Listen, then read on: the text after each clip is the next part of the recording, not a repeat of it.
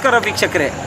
ಆನಂದ್ ಸಿಂಗ್ ಅವರ ಹುಟ್ಟುಹಬ್ಬದ ಅಂಗವಾಗಿ ಆನಂದ್ ಸಿಂಗ್ ಆರ್ಮಿ ಟೀಮ್ ನಡೆಸಿದಂತಹ ವಿಜಯನಗರ ಹೊಸಪೇಟೆ ದೇವಾಲಯಗಳಲ್ಲಿ ಆನಂದ ಈ ಒಂದು ವಿಶೇಷ ಅಭಿಯಾನಕ್ಕೆ ತಮ್ಮದೇ ಆಗಿರ್ತಕ್ಕಂಥ ಸಹಕಾರವನ್ನು ನೀಡಿ ಆನಂದ್ ಸಿಂಗ್ ಆರ್ಮಿ ಟೀಮ್ನ ಎಲ್ಲ ಒಂದು ಆಗು ಹೋಗುಗಳ ಜೊತೆಗೆ ಇದ್ದಂತಹ ವ್ಯಕ್ತಿ ಅವರು.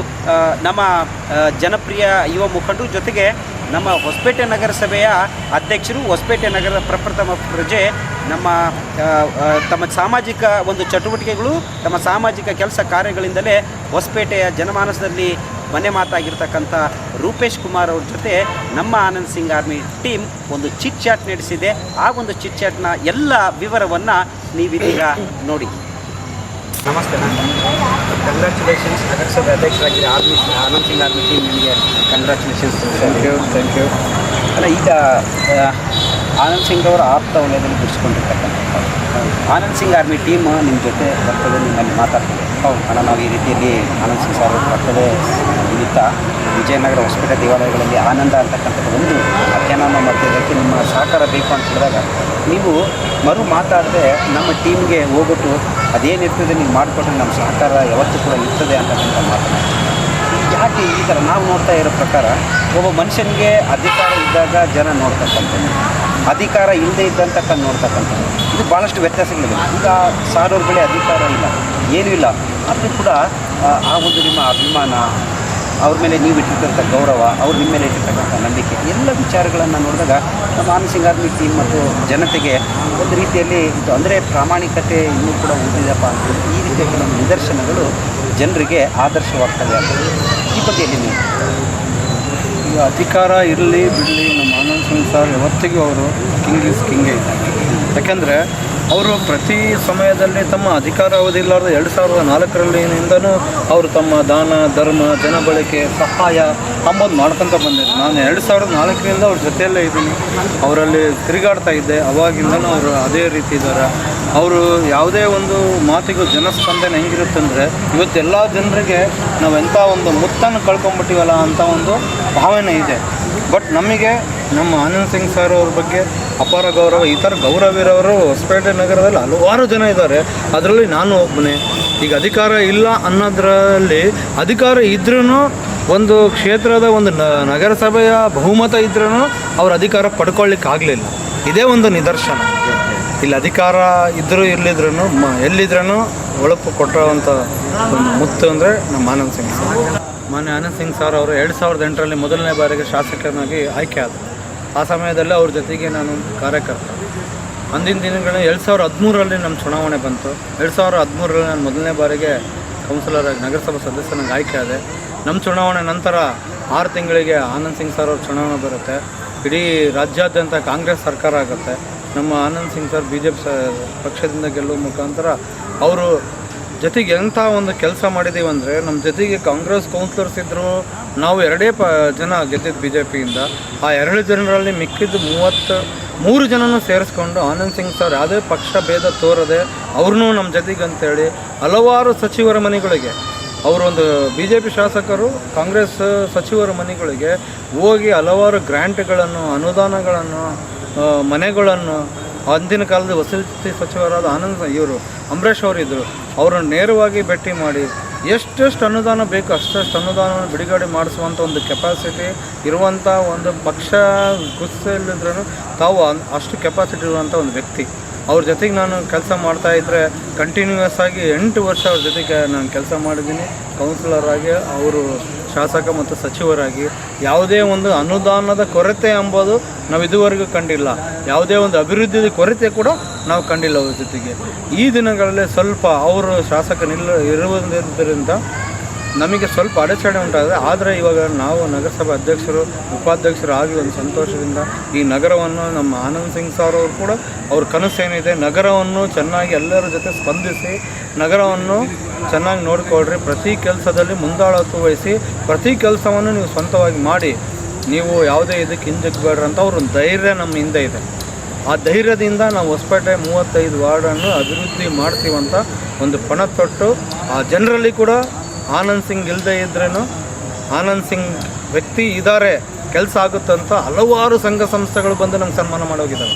ಯಾಕಂದರೆ ಇದು ಊರಿನ ಒಂದು ಖುಷಿ ಎಷ್ಟಿದೆ ಅಂದರೆ 20 ದಿನ ಆದ್ರೂ ಪ್ರತಿ ಸಂಘ ಸಂಸ್ಥೆನೂ ನಮಗೆ ಒಂದು ಖುಷಿ ತಂದು ಕೊಡ್ತಿದ್ದಾವೆ. Nothing but it is Anand Singh.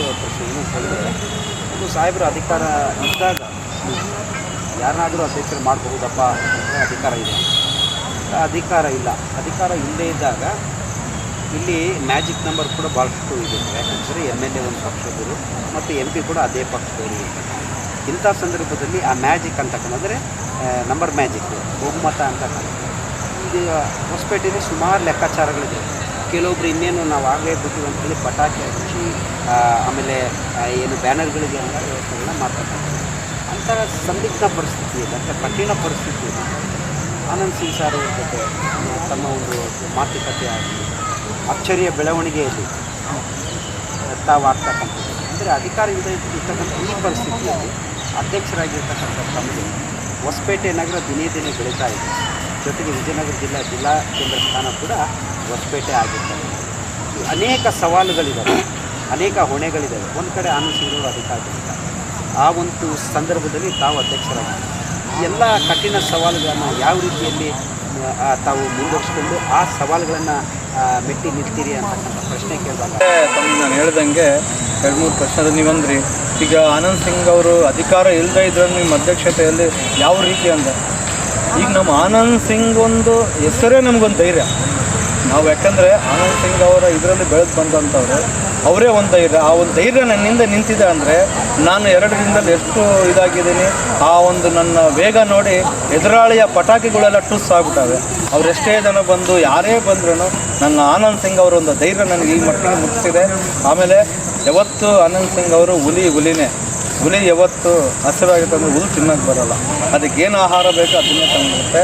ಅವ್ರನ್ನ ನಾವು ಈ ಒಂದು ಸಂದರ್ಭದಲ್ಲಿ ಹೇಳ್ತಾ ಅವ್ರ ಧೈರ್ಯ ಒಂದೇ ಸಾಕು, ನಾವು ಎಷ್ಟಾದರೂ ಮುನ್ನುಗ್ತೀವಿ ಅಂತ. ಆಮೇಲೆ ಅವರು ನಂಬಿದವ್ರನ್ನ ಕೈ ಹಿಡಿದಾರೆಂಬುದಕ್ಕೆ ಇದೊಂದು ಪ್ರತ್ಯಕ್ಷ ಸಾಕ್ಷಿ. ಅವ್ರನ್ನ ನಾನು ಯಾವತ್ತಿಂದ ಜೊತೆಯಲ್ಲಿದ್ದೀನಿ, ಇವತ್ತು ಜೊತೆಯಲ್ಲಿದ್ದೀನಿ. ಕೈ ಹಿಡಿದು ಇವತ್ತು ನನಗೆ ಈ ಉನ್ನತ ಸ್ಥಾನ ಕೊಟ್ಟರು ಅಂದರೆ ಅವರಿಗೆ ನಾನು ಜೀವನದಲ್ಲಿ ಚಿರಋಣಿಯಾಗಿರ್ತೀನಿ. ಅಖಂಡ ಬಳ್ಳಾರಿ ಜಿಲ್ಲೆ ಅಂದರೆ 9 ತಾಲೂಕುಗಳನ್ನು 9-10 ತಾಲೂಕುಗಳನ್ನು ಹೊಂದಿರತಕ್ಕಂಥದ್ದು. ಅಂತ ಅಖಂಡ ಬಳ್ಳಾರಿ ಜಿಲ್ಲೆಯನ್ನು ಬೇರ್ಪಡಿಸಿ ವಿಜಯನಗರ ಜಿಲ್ಲೆ ಪ್ರತ್ಯೇಕ ಆಗಬೇಕಂತಕ್ಕಂಥದ್ದು ಪಶ್ಚಿಮ ತಾಲೂಕುಗಳ ಅನೇಕ ಹೋರಾಟಗಾರರು ಸಂಘ ಸಂಸ್ಥೆಗಳ ಒಂದು ಧ್ವನಿಯಾಗಿತ್ತು. ಅದು 4-5 ದಶಕಗಳ ಹೋರಾಟಕ್ಕಿಂತಲೂ ಕೂಡ ಹೆಚ್ಚಾಗಿತ್ತು. ಇಂಥ ಸಂದರ್ಭದಲ್ಲಿ ಎಷ್ಟೋ ಜನ ಆ ಒಂದು ವಿಜಯನಗರ ಜಿಲ್ಲೆ ರಚನೆ ಮಾಡಲಿಕ್ಕೆ ಕೈ ಹಾಕಿದರೂ ಕೂಡ ಯಶಸ್ವಿ ಆಗಲ್ಲ. ಆದರೆ ಆನಂದ್ ಸಿಂಗ್ ಅಂತಕ್ಕಂಥವರು ಬಳ್ಳಾರಿಯಲ್ಲಿರ್ತಕ್ಕಂಥ ಅನ್ಯ ಪಕ್ಷದ ಒಬ್ಬ ಜನಪ್ರತಿನಿಧಿಗಳು ಕೂಡ ವಿಜಯನಗರ ಜಿಲ್ಲೆ ಆಗಬೇಕು ಅಂಥೇಳಿ ಬಳ್ಳಾರಿಯವರಿಂದಲೇ ಅಂದರೆ ಜನಪ್ರತಿನಿಧಿಗಳು MLC MLA ಆಗಿರ್ತಕ್ಕಂಥವ್ರು ಮಾಜಿ MLAಗಳು ಅಂಥವರಿಂದ ಲೆಟರ್ಗಳನ್ನ ತೆಗೆದುಕೊಂಡು ಬಳ್ಳಾರಿ ಜಿಲ್ಲೆಯಿಂದ ವಿಜಯನಗರ ಜಿಲ್ಲೆಯನ್ನು ಪ್ರತ್ಯೇಕ ಮಾಡ್ಕೊಂಡು 31ನೇ ಜಿಲ್ಲೆಯಾಗಿ ವಿಜಯನಗರ ಜಿಲ್ಲೆ ಉದಯ ಆಗುತ್ತೆ. ಇಂತಹ ವಿಜಯನಗರ ಜಿಲ್ಲೆ ಉದಯ ಆಗಿ ಕೆಲವೇ ದಿನಗಳಲ್ಲಿ ಕೆಲವೇ ತಿಂಗಳುಗಳಲ್ಲಿ ಎಲ್ಲ ರೀತಿಯ ಜಿಲ್ಲಾ ಕಚೇರಿಗಳು SP ಆಫೀಸ್ ಆಗುತ್ತೆ, BC ಆಫೀಸ್ ಆಗುತ್ತೆ, ಎಲ್ಲವೂ ಕೂಡ ಆಗುತ್ತೆ. ಈ ಬೆಳವಣಿಗೆಗಳ ಬಗ್ಗೆ, ಈ ಅಭಿವೃದ್ಧಿ ಬಗ್ಗೆ ಏನೆಲ್ಲ ವಿಚಾರಗಳನ್ನ ತಾವು ಹಂಚ್ಕೊಳ್ತೀರ? ಜೊತೆಗೆ ತಮಗೂ ಕೂಡ ರಾಜ್ಯ ರಾಜಕಾರಣ ಮತ್ತು ರಾಷ್ಟ್ರ ರಾಜಕಾರಣದ ಬಗ್ಗೆ ನಾಲೆಡ್ಜ್ ಇರ್ತಕ್ಕಂಥ. ಸೊ ಇಷ್ಟು ಕ್ಷಿಪ್ರಗತಿಯಲ್ಲಿ ಈ ವಿಜಯನಗರ ಜಿಲ್ಲೆಯನ್ನು ಈ ರೀತಿಯಾಗಿ ಅಭಿವೃದ್ಧಿ ಮಾಡ್ತಕ್ಕಂಥದ್ದು ಅಂತ ವಿಚಾರ ಬಂದಾಗ ಆನಂದ್ ಸಿಂಗ್ ಅವ್ರ ಬಗ್ಗೆ ಆನಂದ್ ಸಿಂಗ್ ಅವರು ವಿರೋಧ ಪಕ್ಷ ಆಡಳಿತದಲ್ಲಿದ್ರೂ ಅನುದಾನ ಯಾವ ರೀತಿ ತರ್ತಾರಂತ ಈ ಮುಂಚೆ ತಮಗೆ ತಿಳಿಸಿದೆ. ಅವ್ರನ್ನ ನಾನು ಬಾಲ್ಯದಿಂದ ನೋಡಿದ್ದೀನಿ. ಯಾಕಂದರೆ ನನ್ನ ಸ್ವಂತ ವಾರ್ಡ್ನಲ್ಲೇ ಅವರು ಸ್ವಂತ ಮನೆ ಅವರು ಉಳ್ತಿರೋದು. ಅವರು ಒಂದು ಛಲಗಾರ. ಅವ್ರ ಛಲ ಹೆಂಗಂದರೆ ಇವತ್ತು ನಾನು ಇದನ್ನು ಮಾಡ್ಬೇಕಂದ್ರೆ ಅವತ್ತು ರಾತ್ರಿ ನಿದ್ದೆ ಇಲ್ಲದೇ ಇದ್ರೂ ಅವ್ರು ಮಾಡಬೇಕು. ಅಂಥ ಒಂದು ವ್ಯಕ್ತಿಗೆ ಆಗ ಈ ಒಂದು ಟಾಸ್ಕ್ ಜಿಲ್ಲೆ ಎಂಬ ಟಾಸ್ಕ್ ಸಿಕ್ಕಾಗ ಅದನ್ನು ಯಾವ ರೀತಿ ಮಾಡಿದ್ದಾರೆ ಅಂತ ತಮಗೆಲ್ಲ ಗೊತ್ತಿದ್ದೇ ಆಗಿದೆ. ಯಾಕಂದರೆ ಜಿಲ್ಲೆ ಮಾಡಿದ 1 ವರ್ಷದಲ್ಲಿ ಎಲ್ಲ ಕಚೇರಿಗಳನ್ನು ತಂದಂಥ ಒಂದು ಕೀರ್ತಿ ಯಾವ ಜಿಲ್ಲೆಗೆ ಇಲ್ಲ ಅನಿಸುತ್ತೆ ನನ್ನ ತಿಳಿದ ಮಟ್ಟಿಗೆ. ಏನು ಜಯೇಶ್ ಪಾಟೀಲ್ ಇದ್ದಾಗ ಒಂದು 6 ಜಿಲ್ಲೆಗಳಾಗಿ ಅನೌನ್ಸ್ ಆದವಲ್ಲ, ಪಕ್ಕದ 30 ಕಿಲೋಮೀಟರ್ ಪಕ್ಕದ ಕೊಪ್ಪಳದಲ್ಲೇ ನಾವು ಈಗಲೂ ನೋಡ್ತೀವಿ. ಅವರು ಅದನ್ನು ಜಿಲ್ಲೆ ಆಗಿ ಕಚೇರಿಗಳು ತರಲಿಕ್ಕೆ 8-10 ವರ್ಷ ಸರ್ಕಸ್ ಮಾಡಬೇಕಾಯಿತು. ಬೇರೆ ಬೇರೆ ರೀತಿಯಲ್ಲಿ ತಂದರು ನಮ್ಮ ಸಾರು. ಅದು ಕೂಡ ಎಂತೆಂಥ ಒಂದು ಯೋಚನೆಗಳಂದರೆ ಒಂದು ಕಟ್ಟಡ, ನಾನು ಮೊನ್ನೆ ಒಂದು SP ಆಫೀಸ್ಗೆ ಹೋಗಿದ್ವಿ. ಅತ್ಯಂತ ಸುಂದರವಾದ ಕಟ್ಟಡಗಳು, DC ಆಫೀಸು ಮತ್ತು ಗರ್ಲ್ಸ್ ಸ್ಕೂಲ್ ನೋಡಬೇಕು.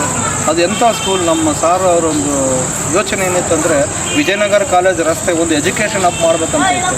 ವಿಜಯನಗರ ಕಾಲೇಜು, ಅಲ್ಲಿ ಅವ್ರದ್ದು ಇಂಡಿಪೆಂಡೆಂಟ್ ಕಾಲೇಜು, ಈ ಕಡೆ ಆನಂದ್ ಸಿಂಗ್ ಕಾಲೇಜು, ಆ ಕಡೆ ಸ್ಕೂಲು, ಅದೊಂದು ಎಜುಕೇಷನ್ ಅಪ್ ಥರ ಆಗಬೇಕಂತ ಅವ್ರದ್ದೊಂದು ಕನಸಿತ್ತು. ಮಾಡ್ತಾರೆ. ಲೈಬ್ರರಿ ಮಾಡಿದ್ದಾರೆ. ಲೈಬ್ರರಿ ಎಷ್ಟು ಅಚ್ಚುಕಟ್ಟಾಗಿ, ಎಷ್ಟು ಸುಂದರವಾದಂಥ ಲೈಬ್ರರಿ. ಫಾರ್ ಎಕ್ಸಾಂಪಲ್ ನಾವು ಇಲ್ಲೇನು ನಿಂತಿದ್ದೀವಲ್ಲ, ಇದು 2007ರಲ್ಲಿ ನಿರ್ಮಾಣವಾದಂಥ ಶ್ರೀರಾಮುಲು ಪಾರ್ಕ್. ಈ ಪಾರ್ಕ್ ಮುಂಚೆ ನಾವು ಇಲ್ಲಿ ಆಟ ಆಡ್ತಿದ್ರೆ ಇಷ್ಟೊತ್ತಿಗೆ ನೀವು ನಿಂತಿರ್ತಿದ್ದಿಲ್ಲ ಯಾರು ಇಲ್ಲಿ. ಅನೈತಿಕ ಚಟುವಟಿಕೆಗಳ ಪಾರ್ಕ್ ಆಗಿತ್ತು. 7 ಗಂಟೆ ಆದರೆ ಅನೈತಿಕ ಚಟುವಟಿಕೆ. ಇಂಥ ಒಂದು ಅವರು 2008ರಲ್ಲಿ ಗೆದ್ದ ತಕ್ಷಣವೇ ಅವರು ಬಾಲ್ಯದಲ್ಲಿ ನೋಡಿದ್ದಂಥ ಪಾರ್ಕನ್ನು ಎಷ್ಟು ಸುಂದರವಾಗಿ ಅಭಿವೃದ್ಧಿಪಡಿಸಿದ್ದಾರೆ ಅಂದರೆ, ಇದಕ್ಕೆ ಪರ್ಯಾಯವಾಗಿ ಹೊಸಪೇಟೆ ಜನಸಂಖ್ಯೆ ಬೆಳೆಯುತ್ತಂತ ಮೈಂಡ್ನಲ್ಲಿ ಇಟ್ಕೊಂಡು ನಮ್ಮ ರೈಲ್ವೆ ಸ್ಟೇಷನ್ ಹೊರಬಾಗಿಲು ಬರುವಾಗ ಮೂಗು ಮುಚ್ಚಿಕೊಂಡು ಬರುವಂಥ ಪರಿಸ್ಥಿತಿ ಇತ್ತು ಜನರು ಹೊಸಪೇಟೆ ನಗರಕ್ಕೆ ಬಂತ. ಯಾಕಂದರೆ ಅಲ್ಲೆಲ್ಲ ಕೆನಾಲ್ ಮೇಲೆಲ್ಲ ಟಾಯ್ಲೆಟ್ ಹೋಗಿ ಹೊಲ್ಸ್ ಮಾಡ್ತಾಯಿದ್ರು. ಅದನ್ನು ಇವತ್ತು ಫ್ರೀಡಮ್ ಪಾರ್ಕ್ ಅನ್ನೋ ಒಂದು ಒಳ್ಳೆಯ ಪಾರ್ಕನ್ನು ನಿರ್ಮಾಣ ಮಾಡಿ ಅದಕ್ಕೆ ಫಂಡ್ ಎಲ್ಲಿಂದ ತಂದರು, ಏನು ತಂದರು, ತಾವು ಯೋಚನೆ ಮಾಡಬೇಕು, ನಾನು ಯೋಚನೆ ಮಾಡಬೇಕು. ಅಲ್ಲಿ ಅನ್ಯ ಇಲಾಖೆ ಸ್ಥಳವಾದ್ರೂ ಅವ್ರ ಹತ್ರ ಕನ್ವಿನ್ಸ್ ಮಾಡಿಕೊಂಡು ಈ ಒಂದು ತಾಕತ್ತು ಆನಂದ್ ಸಿಂಗ್ ಅವರಲ್ಲಿ ಬಿಟ್ಟರೆ ಯಾರಲ್ಲಿ ಇಲ್ಲ ಅಂತ ನನ್ನ ಭಾವನೆ. ಇದು ನನ್ನ ಅನ್ನೋದಕ್ಕಿಂತ ಹೊಸಪೇಟೆ ನಗರದ ಹಲವಾರು ಚಿಂತಕರ ಭಾವನೆಗಳು. ಅವ್ರ ತಾಕತ್ತು, ಅವ್ರು ಯಾವುದನ್ನು ಕೆಲಸ ಮಾಡ್ತಾರೆ, ಛಲಗಾರ ಅಂಬೋದು ಇದರಲ್ಲಿ ಎರಡನೇ ಮಾತಿಲ್ಲ.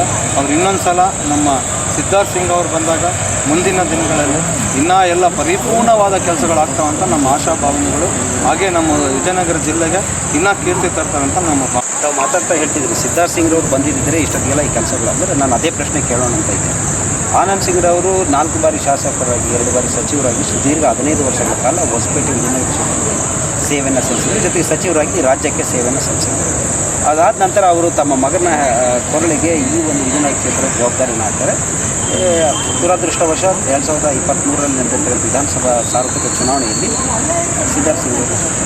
ಆದರೆ ಒಂದು ಆಸೆ ಇದೆ ಅವರಿಗೆ, ನಾನು ನಡೆದುಕೊಂಡು ಬಂದಿರತಕ್ಕಂಥದ್ದು, ನಾನು ಮಾಡಿಕೊಂಡಿರ್ತಕ್ಕಂಥ ಈ ಅಭಿವೃದ್ಧಿಗಳ ಪರ್ವ ಸಿದ್ಧಾರ್ಥ್ ಸಿಂಗ್ ಅವರು ನಡೆಸ್ಕೊಂಡು ಹೋಗಬೇಕು ಅನ್ನೋದು ಕೂಡ ಅವರ ಆಸೆ ಇದೆ.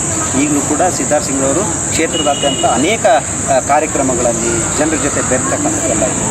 ಸಿದ್ಧಾರ್ಥ್ ಸಿಂಗ್ ಅವ್ರ ವಿಚಾರ ಅಂತ ಬಂದಾಗ ಮುಂದಿನ ದಿನಗಳಲ್ಲಿ ಸಿದ್ಧಾರ್ಥ್ ಸಿಂಗ್ ಅವರ ನಾಯಕತ್ವವನ್ನು ಯಾವ ರೀತಿಯಲ್ಲಿ ನೀವು ನೋಡಲಿಕ್ಕೆ ಇಷ್ಟ?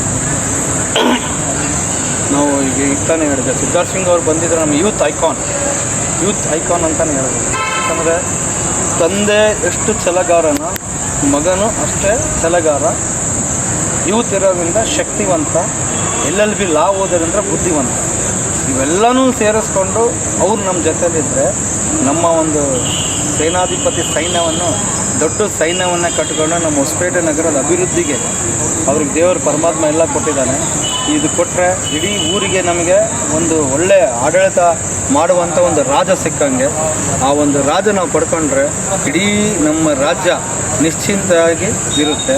ಆಮೇಲೆ ಅವರು ಭಾಳ ಕಡೆ ಅಡ್ಡಾಡ್ತಾರೆ, ಜನಕ್ಕೆ ಸ್ಪಂದಿಸ್ತಾರೆ. ಆಮೇಲೆ ಅವರಲ್ಲಿ ಒಂದು ಒಳ್ಳೆಯ ಭಾವನೆ, ಗುಣಗಳು ಇರೋದರಿಂದ ಜನಕ್ಕೆ ಕೂಡ ಭಾಳ ಹತ್ತಿರವಾಗಿ ಬೇಕಾಗಿದ್ದಾರೆ. ಈಗ ಈ ಸಿದ್ಧಾರ್ಥ್ ಸಿಂಗ್ ಅವರು 2ನೇ ಚುನಾವಣೆ ಗೆದ್ದರೆ ಈ ಕೆಲವರೆಲ್ಲ ಆನಂದ್ ಸಿಂಗ್ ಮಗ ಅನ್ನೋದಕ್ಕಿಂತ ನನ್ನ 2ನೇ ಚುನಾವಣೆ ಸ್ವಯಂ ಕೃಷಿಯಿಂದ ಗೆದ್ದಾನಂತ ಕೂಡ ಅನ್ಬೋದಂತ ನಾವೊಂದು ಈ ಸಂದರ್ಭದಲ್ಲಿ ಹೇಳ್ತೀನಿ. ಈಗ ಪ್ರಸ್ತುತ ಸಿದ್ಧಾರ್ಥ್ ಸಿಂಗ್ ಅವರ ವಿಚಾರವಾಗಿ ವಿಜಯನಗರ ವಿಧಾನಸಭಾ ಕ್ಷೇತ್ರದ ಜನತೆಯ ಪಲ್ಸ್, ನಾಡಿ ಮಿಡಿತ ಏನಿದೆ ಅಂತ ಇದು ನಾನು ಹೇಳೋದೇ ಬೇಕಾಗಿಲ್ಲ. ಯಾಕಂದ್ರೆ ನಾನು ಸಿದ್ಧಾರ್ಥ್ ಸಿಂಗ್ ಅವರ ಪರವಾದ ವ್ಯಕ್ತಿ ಆಗುತ್ತೆ. ಇಡೀ ಊರು ಹೇಳ್ಕೊಳ್ತಾ ಇದೆ.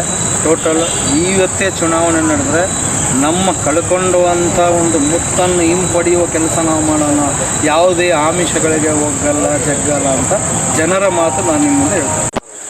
ಆನಂದ್ ಸಿಂಗ್ ಅವರ ಹುಟ್ಟುಹಬ್ಬದ ಈ ಶುಭ ಸಂದರ್ಭದಲ್ಲಿ ತಾವು ಅವರನ್ನು ಹರಸೋದಾದರೆ ಯಾವ ರೀತಿಯಲ್ಲಿ, ಅವರ ಜನ್ಮ ದಿನದ ಈ ಒಂದು ಶುಭ ಸಂದರ್ಭದಲ್ಲಿ ಯಾವ ರೀತಿಯಲ್ಲಿ ತಮ್ಮ ಶುಭಾಶಯಗಳನ್ನು ಅವರಿಗೆ?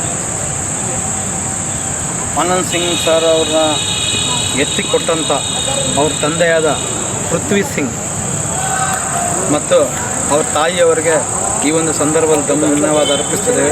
ಯಾಕಂದರೆ ಇಂಥ ಒಂದು ಹೋರಾಟಗಾರ, ಛಲಗಾರ ನಮ್ಮ ಹೊಸಪೇಟೆ ನಗರದ ಶಾಸಕರಾಗಿ, ಸಚಿವರಾಗಿ ಹೊಸಪೇಟೆ ನಗರ ವಿಜಯನಗರ ಜಿಲ್ಲೆಯಾಗಿ ಅಭಿವೃದ್ಧಿ ಮಾಡಿ ನಮ್ಮೆಲ್ಲರಿಗೂ ಈಗ ಇಂಥ park, bus stand, hospital, 60 bed ಮಹಿಳಾ ಹಾಸ್ಪಿಟಲ್ ಅಂದರೆ ಅದೆಂಥ ಇದಂದರೆ, ಒಬ್ಬರು ಹಾಸ್ಪಿಟಲಲ್ಲಿ ಖರ್ಚು ಮಾಡ್ಬೇಕು 40,000 ಕೊಡು, ಹಣ 40,000 ಕೇಳ್ತಾರೆ, ಕನ್ಸೆಷನ್ ಮಾಡಿಸೋಣ, ಹಣ 30,000 ಕೇಳ್ತಾರೆ, ಕನ್ಸೆಷನ್ ಮಾಡಿಸೋಣ. ಅಲ್ಲಿ ಆಸ್ಪತ್ರೆಗೆ ಹೋದ್ರೆ 2,000 3,000 ನಮ್ಮ ಅದಕ್ಕೆ ಕನ್ಸೆಷನ್ ಕೊಡ್ತಾಯಿದ್ರು. ಇವತ್ತು ನೇರವಾಗಿ ಎಂಥ ಶ್ರೀಮಂತರಾದರೂ 60 ಆಸೆಗೆ ಸರ್ಕಾರಿ ಆಸ್ಪತ್ರೆಗೆ ಹೋಗಂತ ಒಂದು ಫೋನ್ ಹೊಡೆದ್ರೆ ಆರಾಮಾಗಿ ಡೆಲಿವರಿ ಮಾಡಿ ಕಿಟ್ ಕೈಯಾಗಿ ಕೊಟ್ಟು ಕಳಿಸುವಂಥ ವ್ಯವಸ್ಥೆ ಮಾಡಿದ್ದಾರೆ ಮಹಿಳೆಯರಿಗಾಗಿ.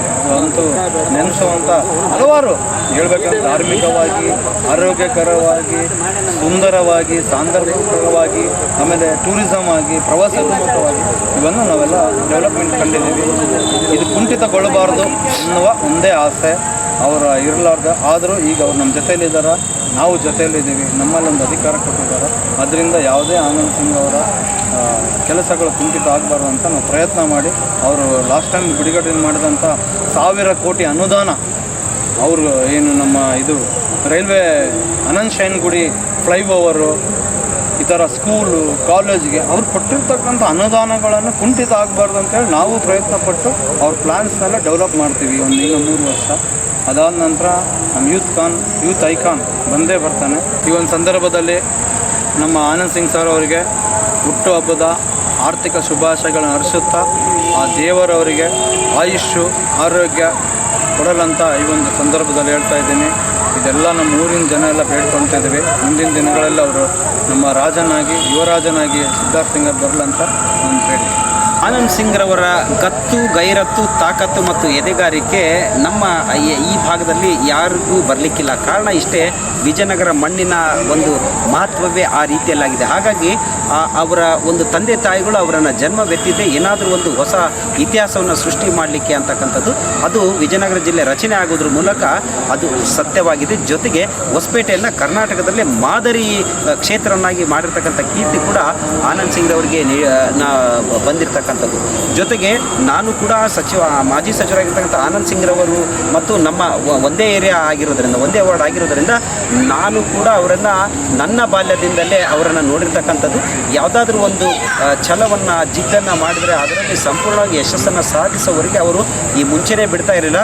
ಅದಾದಮೇಲೆ ಶಾಸಕರಾಗಿ, ಸಚಿವರಾಗಿ ಬಂದಾಗ ತಾವು ಅಂದ್ಕೊಂಡಿದ್ದನ್ನೆಲ್ಲವನ್ನು ಕೂಡ ಮಾಡಿದರೆ, ಆದರೆ ಒಂದು ಮಾತು ನೆನಪಿರಲಿ, ಅದು ತಮ್ಮ ಸ್ವಾರ್ಥಕ್ಕಲ್ಲ, ಈ ಕ್ಷೇತ್ರದ ಜನತೆಯ ಯೋಗಕ್ಷೇಮಕ್ಕೆ, ಅವರ ಒಳಿತಿಗಾಗಿ ಅಂತಕ್ಕಂಥ ಮಾತನ್ನು ಹೇಳಿದ್ದಾರೆ.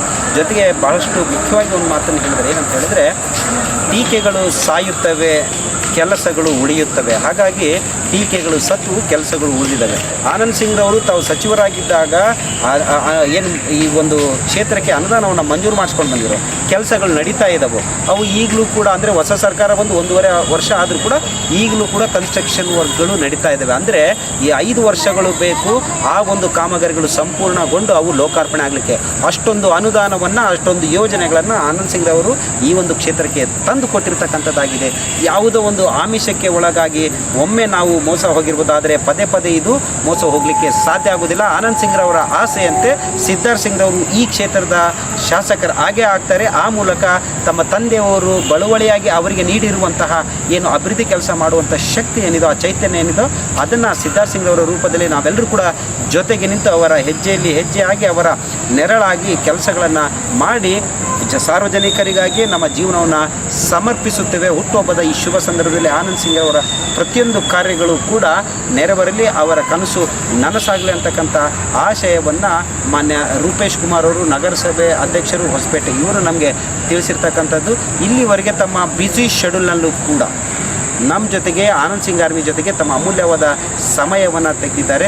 ಜೊತೆಗೆ ಆನಂದ್ ಸಿಂಗ್ ಆರ್ಮಿಯ ಒಂದು ಕರೆಗೆ ಹೋಗೊಟ್ಟು ಅವರು ಒಟ್ಟಾರೆ ಈ ಕಾರ್ಯಕ್ರಮಕ್ಕೆ ತಮ್ಮದೇ ಆಗಿರ್ತಕ್ಕಂಥ ರೀತಿಯಲ್ಲಿ ಸಹಕಾರವನ್ನು ನೀಡಿದ್ದಾರೆ.